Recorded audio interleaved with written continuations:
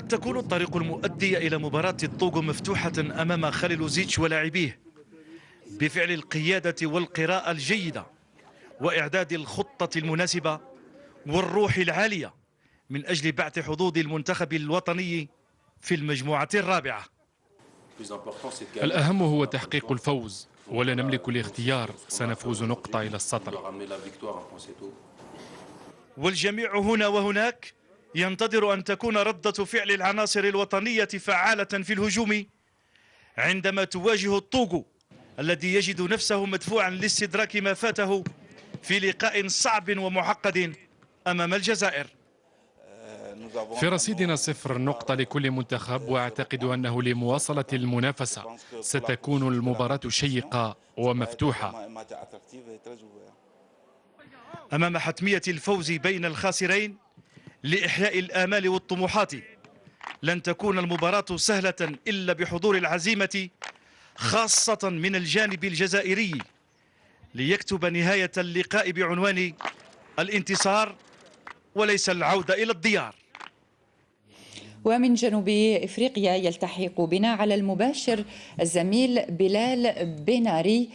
بلال، مساء الخير، كيف هي آخر التحضيرات للنخبة الوطنية لخوض غمار المباراة الثانية أمام الطوغو؟ مساء الخير أمينة، مساء الخير جمهورنا الرياضي. طبعا الأجواء داخل مجموعة المنتخب الوطني رائعة، أجواء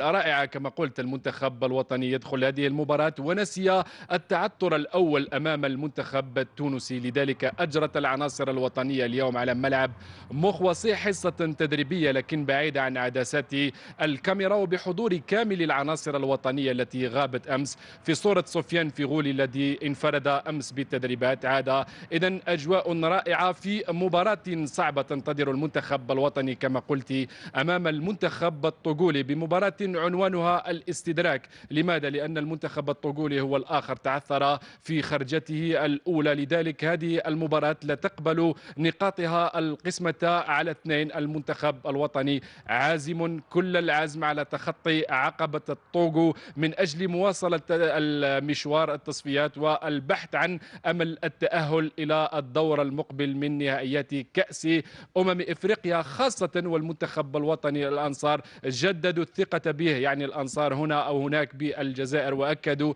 بأنهم رغم التعثر وفي الهزيمة الأولى، ولو أن المنتخب الوطني لم يكن يستحق تلك الهزيمة، إلا أنهم سيكونون حاضرين بقوة غدا بداية من 7 مساء بتوقيت الجزائر على ملعب بافوكينغ ستاديوم رويال، أين يواجه المنتخب الوطني نظيره الطوغولي وأمام حتمية الفوز لا غير. أمينة، والفوز الذي نحن في انتظاره بإذن الله. بلال بناري، كنت معنا على المباشر من جنوب إفريقيا، شكرا جزيلا لك.